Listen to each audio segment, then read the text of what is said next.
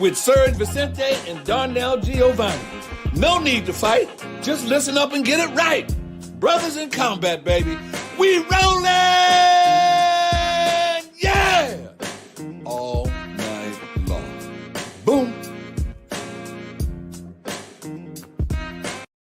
Boom! What is going on, everybody? And welcome back to the dynamic duo of MMA. We got Brothers in Combat, not your average MMA podcast with me, Serge Vicente, the Fight Podcast, and my brother sitting right here next to me, none other than the Mystic One. Brother, let them know who you are. Yeah, boy, Mystic Black, Darnell Giovanni in the house. We're back another week, another show. Serge via New York. He's on the Eastern time right now. Man, how does it feel? How does it feel? You know what? I'll say this, man. The fact that we are both on the same coast now, the fact that, you know, we didn't have to like decipher different times and shit like, oh, look, I got to carry the one, you know, it's this time. We're able to just get it cracking. It's the same time. We're in the same time zone, and we got so much fire shit to talk about today. Hell yeah, and let's get directly into it. This past Sunday, one of the biggest fighters this year, and I'm not talking about Floyd Mayweather, I'm talking about Logan Paul, baby, took on one of the best fighters in the history of boxing, Floyd Money Mayweather, in an 8-round exhibition down here at the Hard Rock Stadium in Miami Gardens, Florida, just to be specific. It went every round. It went every round. Some people didn't expect it to. They thought Floyd Mayweather would knock him out immediately. Serge, was this everything you expected, or you wanted more? I'll say this, because I've really been thinking about this, and I've watched the event, and at the end of the day, what did we really expect? This is exactly what I anticipated. It was Floyd Mayweather, a guy who has never been known to have power. He went against a guy who is 30 pounds heavier, who is 15 years younger, and is an athlete. Now, do I feel like Floyd probably carried the event? Absolutely. He definitely carried the fight, even to a point, at one point in time in the 5th round, it looked like he literally carried this dude. But none of us should be surprised. Floyd Mayweather is about making some cash. They're going to extend this fight out. Would I have liked to seen a little bit more finality? Absolutely. But when it boils down to it, at the end of the day, this is what we, you know what I'm saying? What is it? How do people say it? It's like you want to play with clowns, you in a circus type of shit. Like it was a shit show, and this is what we got. This is exactly what I anticipated. How about yourself, man? Because a lot of people did think differently about this fight. Is it what you thought it was going to be?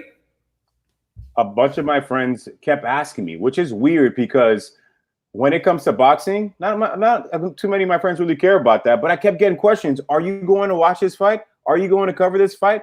All these questions. I'm like, hey, I'm not paying $1 for that money heist. Absolutely not. It was exactly what I thought it was going to be. Exactly. I told my friends, listen, it's going to be a sparring match. The more Floyd Mayweather is in that ring, the more money he's going to make. Have you ever seen Floyd with that many logos on his pants? Never. Usually it just says Hublot on there, or that is it Hublot? Yeah, it usually says Hublot on his pants. Yep. And that's it. And that's it. All these sponsors on his pants, because you know why? Every single minute he was in there, the more money he got. And they talked about Logan almost going down, almost getting knocked out. Floyd could have knocked him out if he wanted to. He could have knocked him out whenever he wanted to, honestly. From the body shots that he was taking, Logan looked like he wanted to give up in that 3rd or 4th round. Yes. Give it up to him for staying in there and not giving up, because he could have, no matter what. But he made it through. I got to give him kudos there. But the fight went exactly what I thought it was going to be. It was a sparring match between two guys, something you could probably go watch in the gym. Logan is a very big human being, as you can see, but he is not in any kind of caliber to Floyd Mayweather. There was no shocking ending that was going to happen. There was only you could have won by knockout. Yeah, somebody could have won by knockout, but they just kind of told you that to give the fans something to think about, that Logan maybe could knock out Floyd. But well, I'll say this too: if Floyd actually wanted to knock Logan Paul out, especially in those middle rounds when he was starting to put some pressure on him, when have we ever seen Floyd Mayweather headhunt? Floyd Mayweather doesn't headhunt. Floyd Mayweather is a tactician. Floyd Mayweather is somebody who goes out there and knows exactly what he wants to do. Anybody's looking at it, and yes, has he slowed down? Yes, we all understand that. But if Floyd wanted to really get him out of there, especially when he saw him starting to get tired, go back and watch the McGregor fight. What does Floyd Mayweather do to people who he doesn't believe belong in there? Did we at once see one of his main weapons, that jab to the body? Floyd does an amazing job jabbing to the body coming upstairs. We literally saw a clip of Logan Paul's trainer jabbing him to the body, coming over to the top of the right hand, and absolutely cracking Logan Paul. That was his trainer. What a focus, Mick. Do you think Floyd Mayweather couldn't have done that every time he wanted to if he actually wanted to? He absolutely could have. So seeing that, I absolutely believe Floyd carried the fight. I absolutely believe if Floyd actually wanted to get him out of there, he could have. But, and I'll say this, I think he did have difficulty with Logan Paul. I think the fact that Logan going into the latter parts of rounds, all he was doing is holding. Floyd couldn't get him off because he is a guy who was probably the day of the fight 50 pounds lighter. Yes, Logan Paul weighed in at 185 or whatever pounds. Do you think he didn't rehydrate? He probably rehydrated at a minimum 15 pounds. So the day of the fight, he was probably somewhere around 50 pounds heavier than Floyd Mayweather. And you gotta have a guy 50 pounds heavier just holding you. Look, we were an MMA pod. We're the dynamic duo of MMA, not your average MMA show. So I know a lot of you guys listening right now have trained jiu-jitsu and stuff. We've all rolled with somebody who's bigger than us. When one of those dudes who is bigger than us lays on top of you, it's a bitch to get him off. Boxing is the same way in terms of grappling. If this big dude holds on to you, he won't be able to get him off. And that's a lot of things that we ended up seeing. Kudos to him for holding. And here's another thing, and I got to ask you about this. Everyone is all hype about it. Oh, Floyd didn't knock him out, blah, blah, blah. Floyd has never been a big puncher. Floyd don't knock nobody out. And not only does Floyd doesn't knock anybody out, he's 50 pounds lighter. What did people expect? It's really like, I'm really confused at this point in time. It's so crazy. But the Paul brothers have sucked us in to this circus. They've sucked us in, man. And it's crazy because when it really boils down to it, at the end of the day, guess what? They are the face of combat sports. Congrats, guys. You did your thing. I've been trying to tell the people that ask me about this, listen, they are the face right now, believe it or not, accept it or not. Look, we got another Paul brother fighting, and we're going to talk about that later on. Somebody that you would never think in a million years a fight that he would get, but he got it. He 100% got it. But I'm just wondering how the numbers are going to look. But I think they're going to look high because the amount of demand and people that were posting about it, people that were upset about it, that means they went and they purchased it. I had friends go to the stadium and go watch that fight, which was a big ripoff to some people. As you saw, Eddie Hang put the video of him buying second row seats for $750 each to not even be close to the ring. Not even be close. So It was Mayweather said it himself. Big money heist he made. He's probably going to make $100 million off that fight. And listen, Floyd Mayweather is one of the smartest guys in combat sports history because he's a man who bet on himself. He bet on himself, and he got it to a place to where he is now. This is a guy who paid $750,000 to get him out of a contract, to start making $2 million per fight, to start making $25 million per fight, to start making $300 million off a fight. Come on, guys. You got to know Floyd Mayweather better than this. He's a good salesman, and he got us again. He got everyone again, so you can't be upset at him. But let me ask you this, Serge. Do you want to see Logan Paul fight in another boxing match, or maybe see him in the realms of MMA, or are you over the Logan Paul thing and you kind of want to think about the brother who, in my opinion, is an actual better boxer? I'm going to be honest with you. I do not want to see Logan Paul box again. But he did just fight for Showtime. And Showtime has Bellator, a little organization called Bellator. Bellator has been known to put on some shit. I can absolutely, and we forget Logan Paul might have been an All-American high school wrestler. He was a wrestler. He's a very good wrestler. If he legitimately wanted to compete in MMA and train, Logan Paul might not be bad. I could absolutely be okay watching Logan Paul compete in MMA while watching his brother compete in boxing. I honestly think they can continue growing in the sport and continue really being the face of combat sports, the two of them, if they actually go down that line. I think Logan should venture into MMA and start dealing with Bellator and dabbling with them because he already has a Showtime deal. And then we have, I can't fucking believe we're talking about this and taking this seriously. I cannot fucking believe it. Like, and I'm dead ass in saying this, but I can legitimately see because it's, and again, we'll talk about, the Jake in a minute, but Logan, he has wrestling pedigree. He's a legitimate athletic kid. And we forget, there's clips of him out there wrestling with Bohachina, El Vino, Mr. Irrelevant. We have that going on. You know what I'm saying? So we have videos of him going out there and he's giving him decent work. So you can tell he's a big kid who can actually wrestle. So yes, I can absolutely see him competing in MMA, but not boxing anymore. I think his boxing career is done because at the end of the day, he and his brother are going out here now saying that he beat Floyd Mayweather. You can't get better than that. You can't get higher than that. You can only go down from there. He won't box again, but what he will do, we will see him compete in MMA. It's going to be a no for me. I do not want to see Logan Paul. I don't want to see it either. I'm just telling you what's going to happen. I don't think it's going to happen because I remember him saying, listen, MMA is very rough on the full body. I got knee, blah, blah, blah. 26 years old. Should he be having those issues? Probably not. But MMA is too dangerous for him. They're not going to step into that realm. They don't want to get killed by these monsters. There's nobody that they can give them that's going to be a walkover for them to win and propel them Dylan Dennis. Dylan Dennis doesn't even want to fight anybody regular in his own sport because he's dealing with some bad knee problems and he needs to get over that before he wants to talk shit about anybody because I'm tired of seeing Dylan Dennis just troll everywhere. Dylan Dennis, unless you're going to fight, we don't want to hear it. We don't want to hear it. But the only reason I say Dylan Dennis because that's a type of guy. That's the fight Bellator will put on a shit show, and they will absolutely give him some type of cab driver to beat. I've seen Bellator give these random people that don't belong in their opportunities. They can pair him up with another YouTuber or an old wash somebody and actually have him in there compete. And here's the thing too. If it makes dollars, it makes sense, fam. It's gonna make dollars.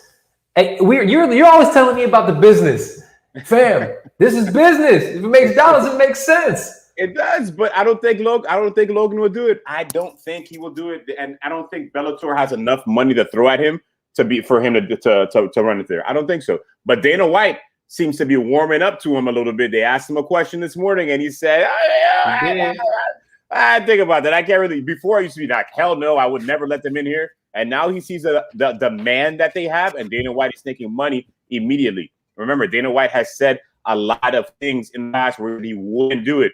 And then you see the demand, and all of a sudden, he's doing it. So don't be surprised if that happens where Dana White throws it. If Dana White can throw money at him, then maybe. But if not, it's not happening. We'll see Logan box again, maybe against somebody more his size and a little bit competitive or some other celebrity he'll pick beef with or something like that.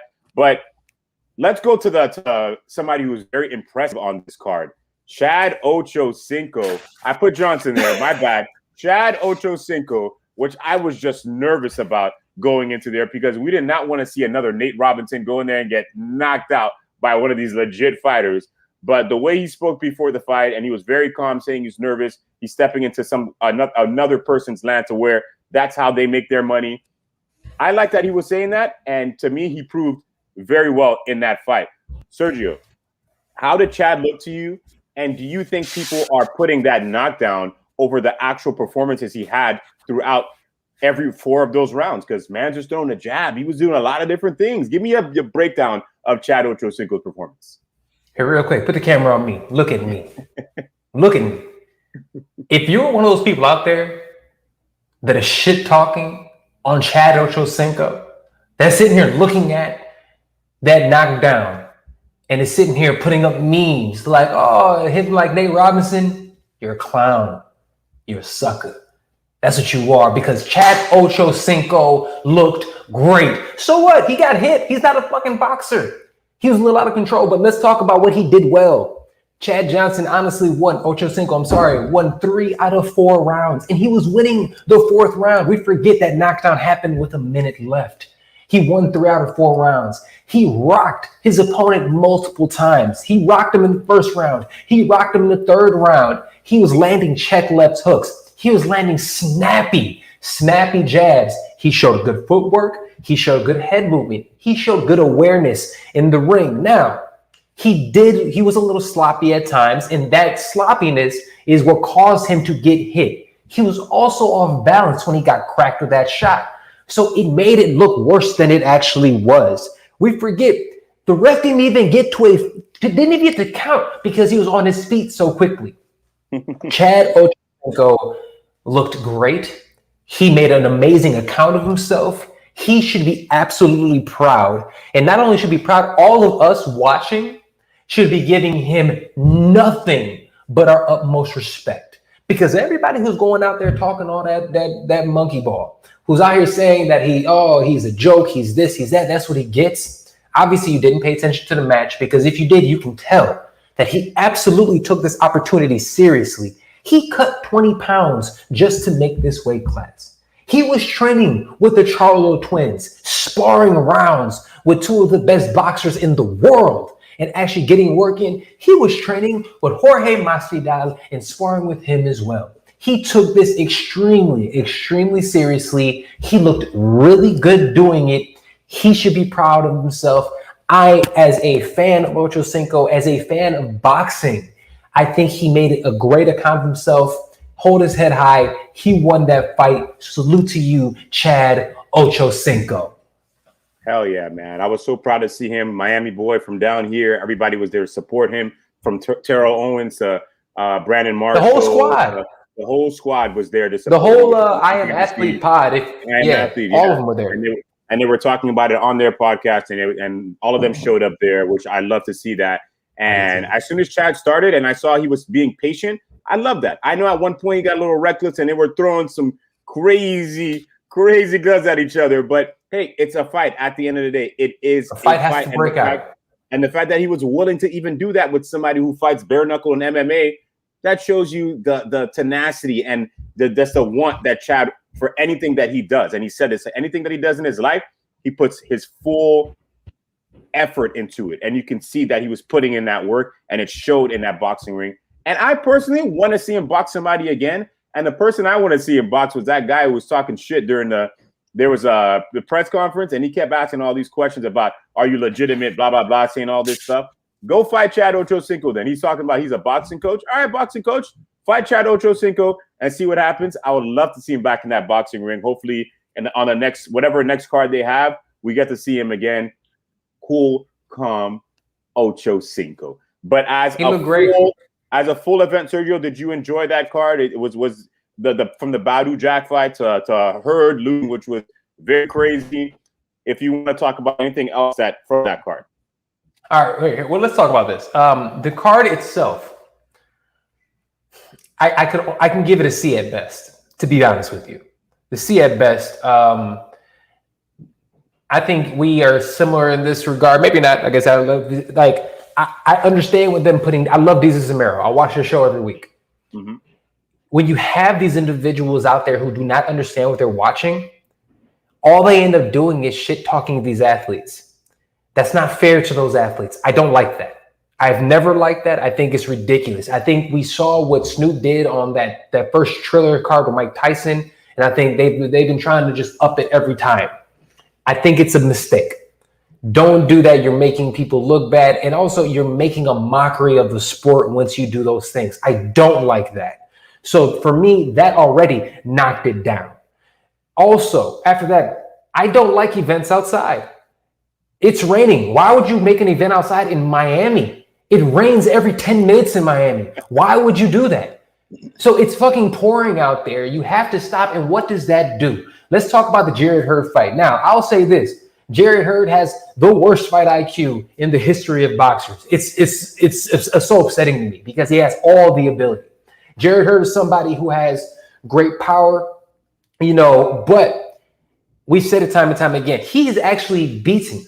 He's beaten what's it called? He beat Adesanya Lara. Okay. When you beat Lara, there is no ifs, ands, or buts about that. When you beat Adesanya Lara, you are the man. When you beat Lara, you are somebody who is absolutely special. And he was able to do that. A lot of people can't do that. But he went out there, and I'm telling you, just didn't look good doing it. He went out there and his defense was his face. He was just hit me in the grill. And he was just allowing it to happen left and right. I was extremely disappointed in what I saw with that. But here's the thing, and I'll talk about, again, the venue and the event as well. They had to take a lot of breaks in that fight. There was a couple times where Jarrett Hurd had his opponent hurt. And I'm talking about his opponent. I'm talking about Luis Arias. Went out there, veteran in the game, has a couple tough losses in his career, but this is by far his best win. He went out there and absolutely took it to Jarrett Hurd. He looked good doing it. He never slowed down. I had him winning 7 out of the 10 rounds. I thought he looked amazing doing it, and he earned that victory. So that fight, I was very disappointed in Jarrett Hurd and what I saw, defensive lapse and everything, but those breaks in between didn't help him at all, okay? The rest of the fight, obviously, Battle Jack fought some cab driver because his opponent pissed hot for every steroid under the sun. So unfortunately, we didn't get that fight. Otherwise, that probably would have been an amazing fight as well. So with all these things being said, I have to give the card and put a bow on it because let's keep it an absolute beam. That Mayweather fight was garbage. That Mayweather Jake Paul or Logan Paul fight was terrible. Out of an 8-round fight, only 73 strikes were landed in the entire fight. I'm gonna say it again. 73 strikes out of an entire fight landed between two different fighters. Logan, for all of you guys saying that Logan won, you cannot win a fight only landing 13 punches. You cannot win a fight only landing 13 punches.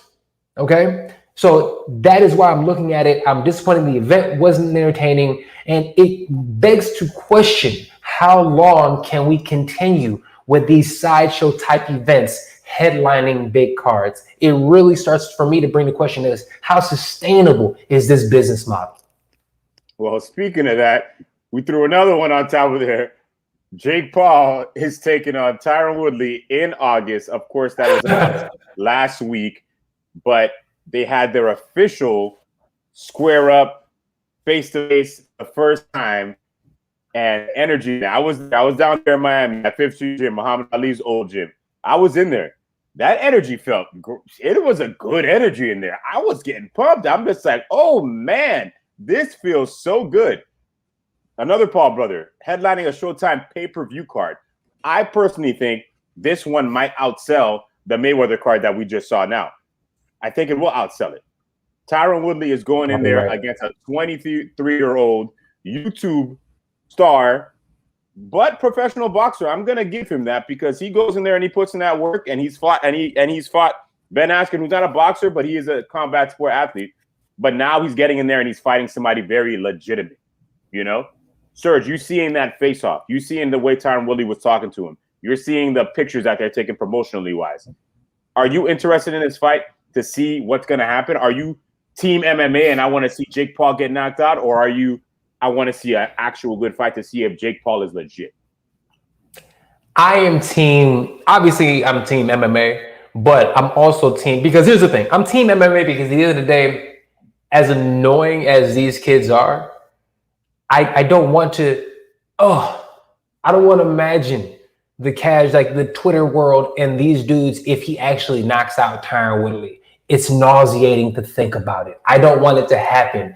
But as a fan of combat sports, I'm curious.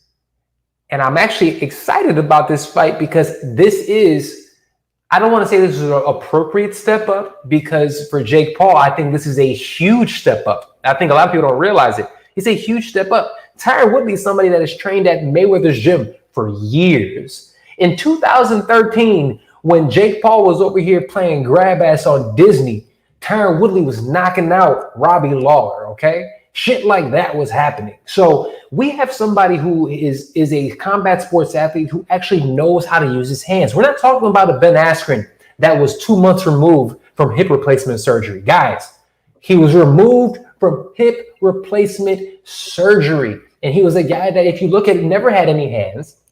and obviously didn't train for that matchup. Look at what Tyron Woodley looks like. He looks in incredible shape right now. He's coming off of 4 losses in a row. So for him, and this is why I'm excited for Tyron Woodley for this one. He has a legit opportunity. He's had a terrible relationship with the MMA fandom throughout his career. Terrible. Because of Dana White and other reasons, the fandom has other reasons. The fandom has really not been kind to Tyron Woodley. Tyron Woodley has an opportunity to get the biggest payday of his career and then turn around and also be the MMA darling, something that he has never had in his life. I'm legitimately excited for Tyron Woodley, and just I do have excitement level for this matchup. I can't lie. Yeah, I'm excited for the matchup. I'm not team MMA. I'm not team boxing. I'm team combat sports, of course, and I want to see a really good fight. And seeing how emotional, you don't see Tyron Woodley emotional like that when he's about to fight somebody. Last time he was even that close to being emotional was, of course, against Colby Covington, but he didn't even speak. He just said Black Lives Matter. He didn't say nothing else. Not that wasn't important, but he wasn't as emotional. When he fought Usman, that's when he was talking a lot because he felt like Usman was kind of disrespecting him and just like, listen, I've been doing this a long time. I'm going to beat that ass, you know? But he's never been that emotionally charged compared to where he was with Jake Paul, who, once again, 23-year-old younger kid, but this younger kid is going to give you the biggest payday of your life. So now, to me, it's smart on Woodley to talk a lot, to do a lot of different things, because now you're on a big stage and you can promote a lot and make the most money you have made in your whole entire career. And at your age now, too, Tyron Woodley is almost 40 years old. He's not going to have that many opportunities after this. Everybody thought he'd probably go run to Bellator, run to Rizin, run to one championship.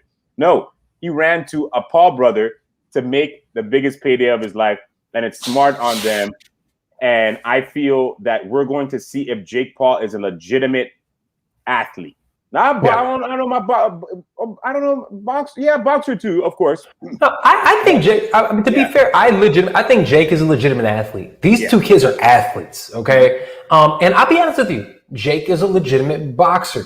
Yeah. He takes this shit seriously, and yes, you know, he had the money from his YouTube and everything to pay the best coaches and trainers and nutritionists. He is getting the same quality work and training and supplementation that somebody like a Conor McGregor would, okay? Literally, that's what he has with him. So he's getting better work and help right now than most big name fighters actually could. So we have to keep that in mind. He's young, 23 years old. He's a 23-year-old kid. If he actually wants to take this seriously, and here, think about it. He's been boxing seriously and training this seriously since he was like 17, 18. He's been doing this shit for like 5 years. This kid is we have to start admitting this. Jake Paul can box. Jake Paul is a boxer and he is selling out pay-per-views. And you know what? If Tyron Woodley should win this fight. Tyron Woodley should drag this kid. But if he doesn't come on his A game, this kid will find a way to win. I'm telling you. Tyron Woodley, I'm going to say this, and look at me, Tyron Woodley. Yeah. When you start this training camp, turn that phone off. Turn everybody off. Shut everything down. And wherever you are training, if you're training down here in Miami, if you go to Oakland and see Andre Ward, wherever you go, shut everything down and completely concentrate on this fight, because I feel if he does that, it will now be even close. I don't think it'll be even close if he completely goes in there with a full focused mind to go in there and have a great fight. So that's what I'm hoping for Woodley. But let me ask you this, Serge. Do you think this is going to kind of help MMA fighters make more money? Like Dana White's going to want to give more money? Because I see guys like Francis Ngannou. A lot of these guys questioning. He's like, you know what? Should I even fight mixed martial arts? Because these guys are going to boxing and making millions of dollars, and I'm making $500K, and I'm the baddest man on the planet. You know, I'm sure Francis Ngannou gets an extra check here and there, but he's not making a base pay to where you're guaranteed this money. We have other guys in MMA calling people out. Hey, any YouTuber out there want to box? I'm down, because they know how much money they're going to make. Is the Paul brothers changing the landscape of mixed martial arts because they are bringing these guys over there? I believe that they're going to have to start taking these gripes seriously. We're coming off the heels of Mr. Irrelevant John Jones and his whole struggle that he has and everything that's going on right now with that possible fight and what he has going on. One thing I'll say is this: it absolutely should. And if anything gives these fighters a reason to unionize, this should be that reason. You guys are starting to see the light. You're understanding that these YouTube kids are going to be able to be making more money than you get, offering you more, and they're not fighting anybody. They're fighting schlubs and making this cash. Dana White isn't paying anybody, and they're not trying to. The UFC, time and time again, we've all talked about this. Out of all the major professional sports leagues, they give their athletes the smallest part of the pie. The ownership gives everything else. They get a tiny, tiny percentage. I believe it's like 15%. It used to be less than that. But here's the thing. And remember, UFC just went public. Those numbers are all out there. And in those same numbers, that number is baked into their assessment, into their business model is we're not paying these athletes. Dana White gets paid, the UFC gets paid, the fighters get paid a very little bit. So in knowing that and hearing that and the fact that this is actually baked into the UFC's business plan, nothing changes unless the fighters all together strike and unionize. But I hate to say it, I don't see that happening. I think I see it happening in the future for sure, because then you're going to start losing a lot of guys. It's going to turn into basically what's happening with Vince McMahon in the WWE right now, because these guys can go to AEW and get paid. They can go over there and get paid, even though sometimes WWE is going to always be. Well, you know what? I can't say that because AEW is doing a good job. Sorry to AEW is killing it. Yeah, sorry to harp on the wrestling itch here, but it's almost the same kind of situation. I can go over there and make more money, and I don't have to do this, and that to make that amount of money. Then I can have sponsors too. Come on now. I think they're going to have to do it at some point. They're going to have no choice. Dana White's very stubborn, but we are going into a different space within the entertainment and fight business. It's coming to more entertainment now than, some legitimate stuff, unfortunately. But this is where we are, and this is what is happening right now. So I do think it will happen because they're going to have no choice. I hope so. But I am fighters. If you're listening to us, and I know, you guys listen to the show, this is the only thing that's going. It's up to you guys. The fighters have to band together and do this and sit there and say, hey, we're not taking this anymore. We deserve more. And until the fighters together decide to do it, because the UFC is not changing anything. They're not going to go ahead and change. They're like, we're getting paid. This is how we do business. I'm telling you right now, if this is up to the fighters, you and I, people like you and I can talk to her blue in the face. Luke Thomas and them can talk to their fucking blue in the face. If the fighters don't band together, and I'm talking about the richest of the rich, talking to the guys that not make money. The rich guys have to say, hey, we're willing to, I know we're set, so we can take a step back. And then the guys who aren't making any money, nigga, get an Uber gig, get something, figure out what you got. Teach you to make ends meet until you get through the storm. You have to sacrifice something to make this happen. Sacrifice for the greater good so all y'all can get paid. If you don't sacrifice, nothing is ever going to change. Nothing. It's frustrating. It's frustrating because you and I are for the fighters. We're for the fight. We want to see this pay. And that's what I'm saying. I actually appreciate, I can't believe I'm saying this. I appreciate Jake Paul for bringing these topics to light. I appreciate the fact that he's actually saying this and calling out Dana White. I do. But fighters, it's not up to Jake. It's not up to the media. It's up to you. It's up to them. As much as we want to harp on the Paul brothers, we got to hop onto some other stuff. Of course, this weekend we got the face of combat sports. The face of combat sports. I'm telling you, I can't believe we did 35 minutes on the Paul brothers. But hey, they're doing what they're doing for a reason. So hey, we got to talk about it. But this weekend, of course, we have the stacked. When I say stacked, the stacked UFC 263 card, headlined by, of course, Israel Adesanya versus Marvin Vettori, of course. We got Deiveson Figueiredo against Brandon Moreno, part 2. That was fight of the year, maybe fight of the century, of course, last year. We got Leon It was Edwards the second best fight of the back. last year. Second best fight, yeah, but they forget about Joanna and Woodley. We got Leon Edwards coming back against a returning as well, Nate Diaz. That should be a great one. We got Maya versus Bilal Muhammad. That should be fun, of course. Great fight. Man, so many fights. Craig and Jamal Hill, that's going to be very good at light heavyweight. Right. This fight I'm very excited for with Riddle taking on Drew Dober. That's going to be fight of the night. Good. Fight of the night. Lauren Murphy and Calderwood probably for number 1 contender against Valentina Shevchenko, even though Serge doesn't think they have a damn chance.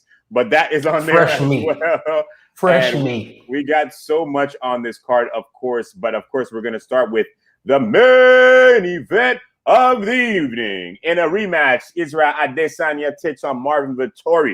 Serge, what chance does Marvin Vettori have? I'm just going to ask you straight up. What chance does he have against Israel Adesanya? Because they're saying that was Israel Adesanya's closest fight. Did you feel the first one was was really that close?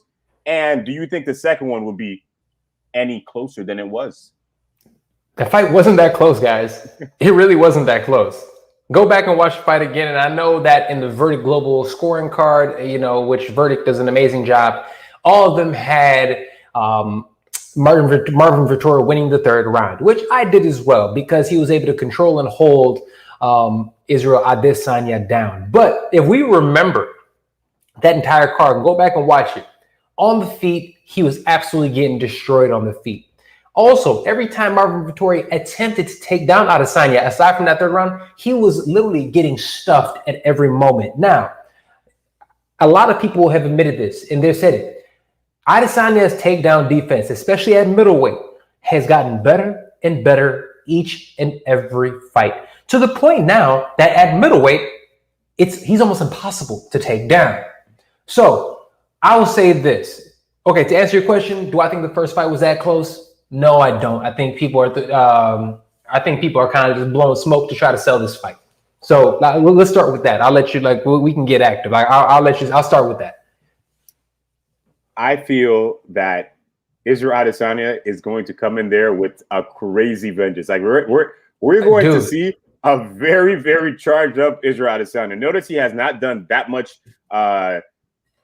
media. He's been pretty quiet. Vettori's been doing a bunch of media.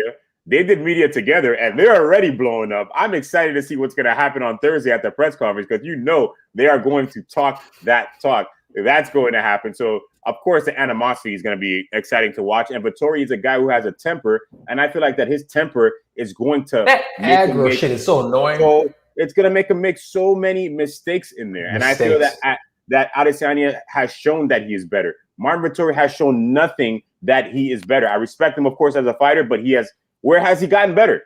It's the same kind of fight. He hasn't gotten better. In every fight, we're seeing the same exact style. We got to see, unless he showed me something different, I could have this, and that to say to him. But no, I think that Vettori is going to go in there with that mindset that I can just probably take him down and just out grapple him like he was like Blachowicz did. But remember, different weight class, bigger guy, not going to happen. I don't see that happening, and I don't see that this fight is going to be that close.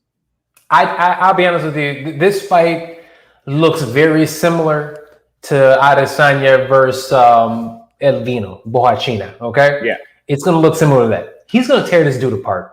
Marvin Vettori not only hasn't, in my opinion, really gotten better, his skill set hasn't developed. He's not great anywhere. He's not a great striker. He's not the best striker. He's not the best grappler. He's not the best wrestler. He's good at everything to be a elite level fighter, but he hasn't grown. Now, also, let's talk about his record leading up to it. Everybody's like, oh, he's on this great win streak. Who has he really beaten? Who has he beaten? Let's be honest. Let's compare resumes. Why not, right? Let's look at Adesanya's resume. Everybody who he's been in there with, the Kelvin Gaslams of the world, the Robert Whitakers of the world, the Anderson Silvas of the world. We can go down the list of the people that he's beaten. Derek Brunson. You know what I'm saying? Brad Tavares. Those 5 guys that I just mentioned are better than every single person that Marvin Vettori has beaten. Marvin Vettori got this.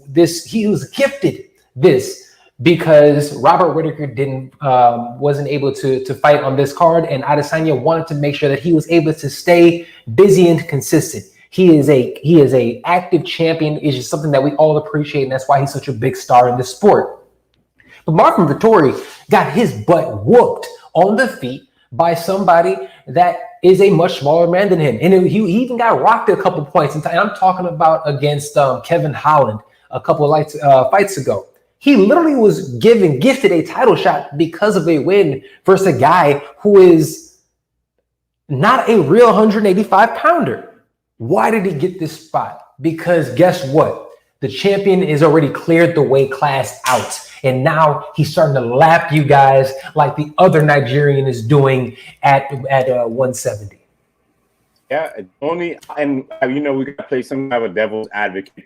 Maybe Adesanya goes in there and he gets too overworked and he makes some stupid mistakes himself. Has he ever done that in the past? No, but it's possible. It is possible. You know why it's not possible? His last performance was pretty frustrating. I'm going to say it's not possible because of this. It's possible when you're dealing with an athlete who is not used to this type of animosity, intention, and at this level.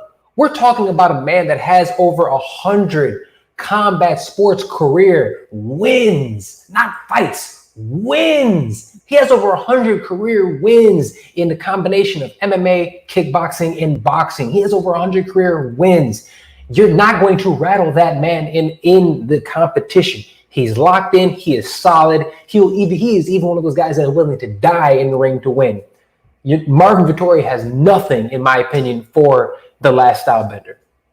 Well, another thing too. Let's just say, once again, playing devil's advocate, if Vettori wins this, you probably gotta do a 3 because then it'll be 1-1, and Robert Whittaker would have to wait a long time. So it was a little risky on Whittaker to do that. But I get it. He was just coming off a fight. You want to jump right into a training camp and not let your body heal? It's not smart. That's how a lot of these guys get injured. They just kind of lose what they used to be because they keep jumping into a training camp. So that'll be interesting. Gotta say no sometimes. If Vettori wins. But Serge, who do you think is going to win this fight? What round and how?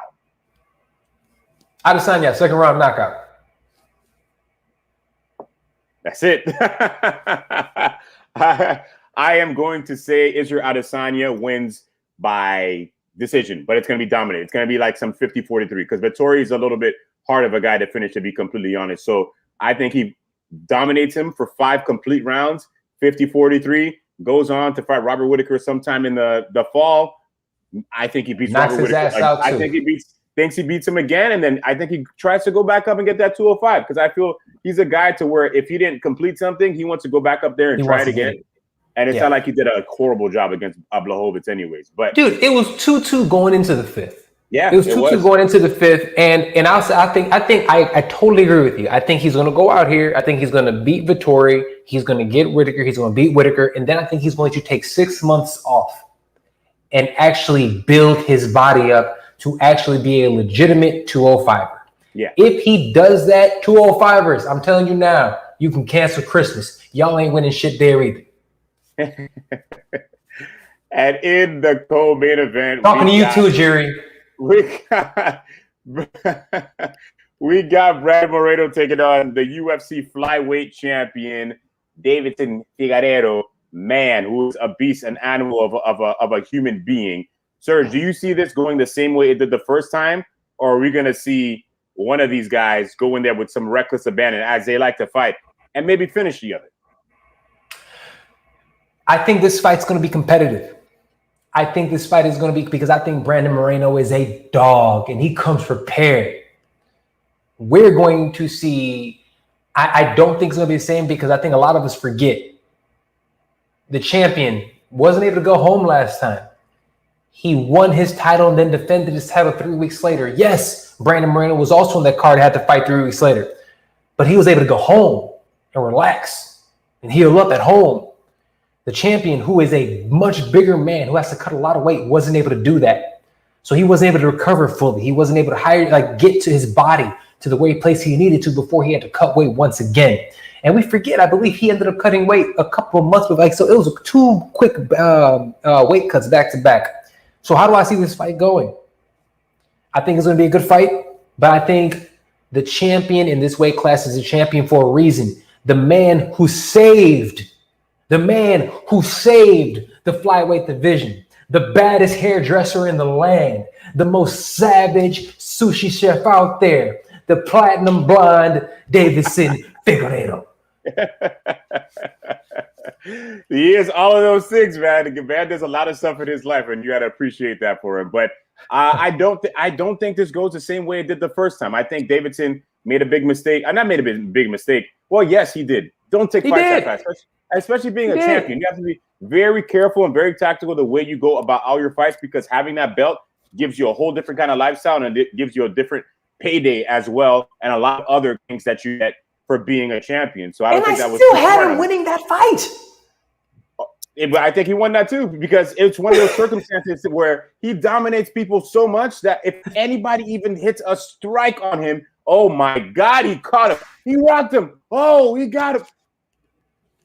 I think this fight is going to be a very dominating performance by Davidson. I think Moreno is not going. He's not going to take Moreno out, because Moreno is one of those guys who are very hard to finish. You're not going to go in there and just think you're going to submit him or knock him out. No, he can take all those shots, as he did back in the November or December, whenever that fight was. December? But he can take that. He can take the damage. I think it's going to be a dominating performance. And then I'm just a little nervous about the division, because who else do you want to see Davidson fight? Do you want to see it? Is there any other intriguing matchup for Davidson that he hasn't beaten at flyweight? Tell me. Am I not thinking about it? Who? Triple C. Oh, Captain Cringe Henry Cejudo. Where you at? You taking everything I've worked for. Let's go. That's the fight. If he wants to go out there, you have a guy that's actually hit the division on his back. You think you're the best. You're flapping your gums. You just got engaged. If you really want to come back, if you're really about that action, he's still in your inside of testing pool. He's still waiting to come back. I am telling you right now, that is the fight to make. Mans is enjoying life too much. He's about to have a child. He's about to get married. All those things are stressful, and you think he's going to want to add more stress and take a fight with one of the best flyweights and have to cut that weight? There's no way. There's no way. If Triple C comes back, he is fighting that midget man from New Zealand, Alexander Volkanovski. That's the only way I see him. He wants to die there too. He wants to go. He wants to go. Hey, listen, he's done a lot of stuff. I can't give him doubt. I cannot give him any doubt. That'd be fun to watch. I'd watch it. It'd be fun. I don't know, but need a quick prediction, because we got some more things we got to talk about. I got to figure out winning this fight. I'm going knockout. I am going knockout. I'm going second round knockout. Second round knockout. I'm gonna go Fig by decision, dominating decision, 50-45, all across. But this fight I'm most excited for on the whole entire card. Leon Rocky Edwards taking on Nate Diaz. Man, I am so pumped for this fight. Nate Diaz is not even ranked in welterweight, but it just shows you the power that he has. Superstar. And just be like, you know what? I want the top 3 guy in the welterweight division. Give me that guy. Look, I'm salivating at the mouth because I'm so excited. Give me the guy nobody wants to fight. And nobody wants to fight. And Leon Edwards, who not too many people know of, unfortunately, can make a huge name fighting a guy like Nate Diaz. So this was smart on his behalf. Serge, do you think would you be upset if Nate Diaz went in there and beat Edwards and got a title shot? This is just a circumstance that can happen. Yeah, no, I wouldn't. I wouldn't be upset about it, because one, if he does win, it's a fresh matchup, right? We haven't seen Usman's beat everybody else in the weight class. Obviously, aside from Wonder Boy, but he's essentially beaten the entire weight class. It's a fresh matchup. It will give Usman the biggest payday of his life, because Nate is a superstar. So I would absolutely love if he was able to get that opportunity. And again, Nate has only had one title shot in his life. And that was against Benson Henderson way back in the day.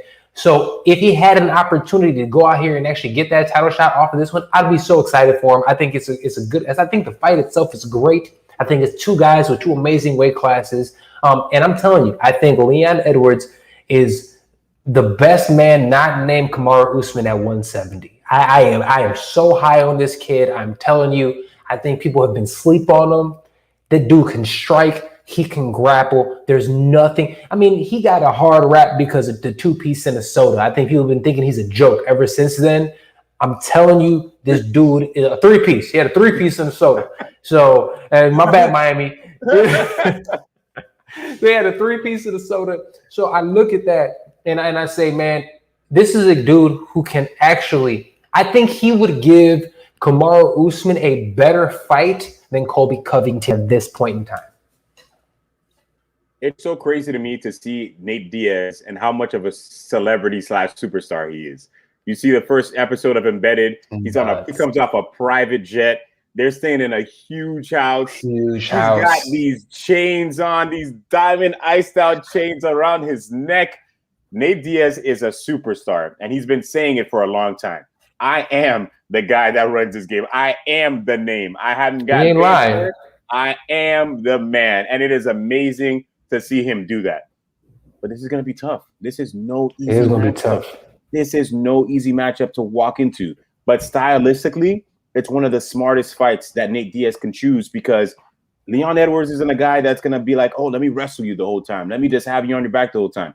No, he's not that kind of a fighter. Can he do that? 100%, because he is so well-rounded.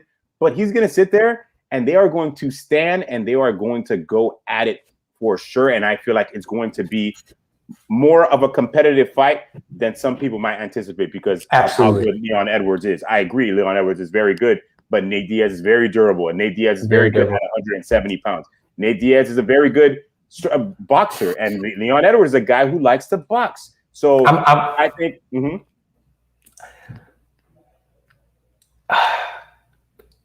I think it's going to be a great fight. I think it's going to be a fun fight. I think about the way that Masvidal was piecing up Nate Diaz. Leon Edwards, I think, is a more dynamic striker, even because he uses more tools than Masvidal does. Mm-hmm. This can go really bad for Nate. I'm just telling you. It can go really bad for Nate. Leon Edwards is good, guys. Like, he is so good. I can't stress it enough. He's not bad anywhere. And unlike Marvin Vettori, that's like, Marvin Vettori is not great everywhere. This dude's not bad anywhere. That's the difference. You know what I'm saying? There is a difference. He is closer to being elite at all those places than like a Vettori is. You know what I'm saying? That's how I look at those matchups. This can be ugly. But this is my thing too. Leon Edwards has never been on this big of a stage. This is his highest. This is his highest quality fight ever that he's had. Like this, a lot of people are going to be watching that. It's going to be a full arena screaming for Diaz, and he's never been there before. So this is a true test to see him in a high-profile fight. Nate Diaz has done this plenty of times against a lot of different competitors. So we're going to see how he's going to perform against that. That is something. That is 100%. Cowboy Cerrone. He did beat a Cowboy Cerrone. That wasn't that was not a high-profile fight compared to Donald Cerrone is. Donald Cerrone though is, and I hear what you're saying, and it's not even that I'm like trying to. That's so it's not even Shanghai or something. I hear you. I hear you. And this is a far bigger platform, but I think as a competitor for him, in terms of the high profileness, no, because of the card and everything. But I think that Cowboy isn't obviously on the same level as celebrity as a Nate Diaz, but I think he brings a lot. So I think he's felt a little bit of it. Obviously not to the same extent, because now we have the lights and it's going to be a big pay-per-view and it's going to be in Arizona and shit. But I think there's still that something that goes to that Cerrone fight. Cowboy is Cowboy for a reason. For sure. But this is going to be different for Leon. And I'm excited for him because I want to see him in these high-profile fights because he deserves it. Man's on a long winning streak, and he's had some unfortunate circumstances. But I'm just praying to the MMA gods does not end on some weird technicality in the sense of Leon Edwards has had that poke issue. Nate Diaz has that cut issue. I don't want to see any of that happen. So I'm praying to the MMA gods that doesn't happen. But Serge, let me get your prediction for this fight. Second round knocking off play. I think it's going to end up being because this is weird. This is the third fight, down, and it's also a 5-rounder, right? And they don't ever do that. So it's interesting. This is also a 5-rounder. I think it's going to be. I'm going the dominant decision, entertaining decision by Leon Edwards. Entertaining decision. I am going 100% to ride with Nate Diaz, and he's going to make a splash into the welterweight division and defeat Edwards. And in those third, fourth, and fifth rounds, he's going to tire him out. He's going to be throwing some crazy punches to Leon Edwards that he's just going to be too tired to take. I think Nate Diaz beats him 48-47 across the boards. 48-47. 48-47. 48-47. I'm rocking with Stockton. I cannot wait to sit here next time and I'm just going to look at you. I'm not even going to say shit. We're going to turn the camera on. I'm just going to look at you. We got to move on. That's some news real quick, guys. Alistair Overeem will be returning to Glory Kickboxing. He's coming back. Serge, you think he'll be the same that he was when he was Overeem, or this is probably a bad decision by him? He probably should have retired because he is now, 43 years old? Yeah, he's 43 years old, and they're going to have him fight Rico Verhoeven. Are you crazy?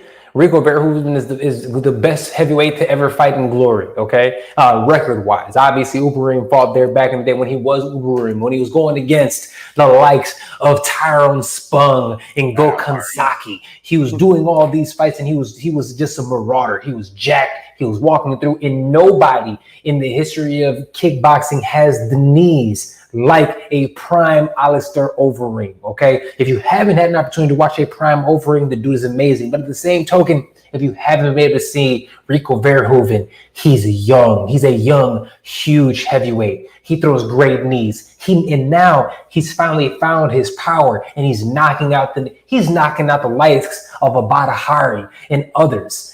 If you want to see a good fight, an Overeem fight in kickboxing, go back and watch the two matchups that he had with Badahari. Some of the most fun fights that you'll ever see. Go back and watch his two fights with Tyrone Spong. Some of the most fun fights you're going to see. Go watch Rico Verhoeven's fight with Badahari as well. Go ahead and watch Rico Verhoeven's fight with what's his name? I just had it and I freaking lost. Benjamin Adagboui. Go watch his fight with Benjamin Adagboui. It was such an incredible matchup when you actually saw him go in there slugging. This in Glory.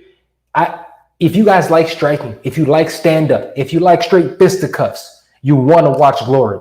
But to answer the question, is he going to be the same? Man, that dude gets fucked up. He needs to go home. I think it's a bad idea. I think he's made plenty of money. I think he should just become a coach. You don't need to do this out to Overeem. Peace out. Screw that brain damage. It's not a good idea. And real quick, Ariel Helwani's leaving ESPN. Nobody thought this would happen. Serge, do you think this is going to help or hurt ESPN? And who would you like to see them bring in? I do think it hurts a little. That's why you say us. Bring it No. You gotta let me get to it. You gotta let me get to it. You messed it up. You messed up the build. My bad. I gotta build out. I got too excited. You messed up the build. So here, is it going to hurt ESPN? To answer the first question, I think it is. I think it does hurt a little bit because he has two of the major shows, Ariel in DC or whatever, DC and Helwani, and you have Ariel and the bad guy, right?